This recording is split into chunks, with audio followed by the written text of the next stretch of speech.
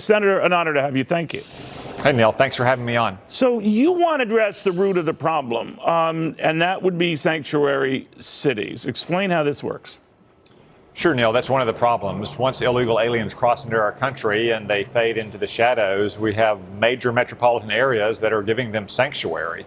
They're telling their local law enforcement officers not to cooperate with federal immigration authorities, even when those illegal aliens commit crimes. Now, even the Democrats say that they want to crack down on illegal aliens who are criminals, yet we can't do that if they're being released from city and county jails without turning them over to the immigration authorities.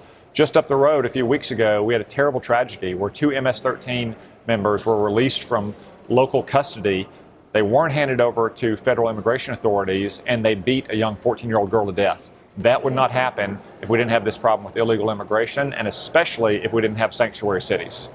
Do you think that should have been the president's approach? I mean, these are a lot of good ideas, getting to the root of the problem. That's among the roots of the problem, to your point. But that this tariff thing goes in another area. Well, we do need to get to the root of the problem. I understand the president's frustration with Mexico not doing enough to try to help us solve this crisis. Some of it is at the doorstep of the Mexican authorities. For instance, they could do a better job of policing their southern border, which is barely 1/20th the size of our border with Mexico. They could stop these caravans traversing over 1,000 miles in their country, and they could live up to their obligations that they made just last year to Secretary of State Mike Pompeo to keep these illegal aliens in their country as they apply for asylum in our country. The president's threatened to impose a tariff as early as next week if the Mexican government doesn't do that. Now, it has prompted action by Mexico. The foreign minister is in Washington today. I think he's actually meeting with the vice president and Secretary Pompeo this afternoon.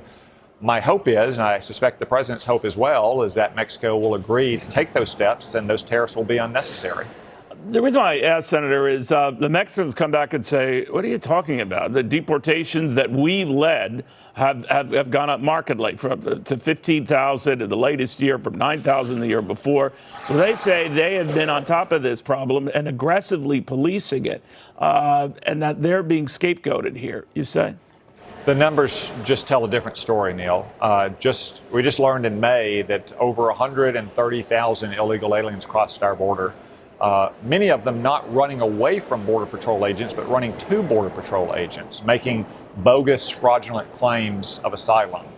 Many of those come from Central America. They've got to cross over 1,000 miles of Mexican territory before they get to our border. And that's in addition before they cross over Mexico's very small southern border. So the numbers belie the Mexican government's claim that they can't do more to help the United States with this crisis. That is also a humanitarian crisis that we face at our southern border. You know, many of your colleagues, I don't know where you stand on this, Senator, are getting concerned that the president is, over abusing his powers, and that slapping tariffs on Mexico isn't the answer. For one thing, it's going to complicate the trade deal we already have, might have torpedoed it, they worry. But they also say that the president's going overboard here, and they want to call him on it. Do you? Well, Neil, as a legal matter, I think it's pretty clear the president has this authority. Two of the administration's senior lawyers briefed Senate Republicans yesterday about that.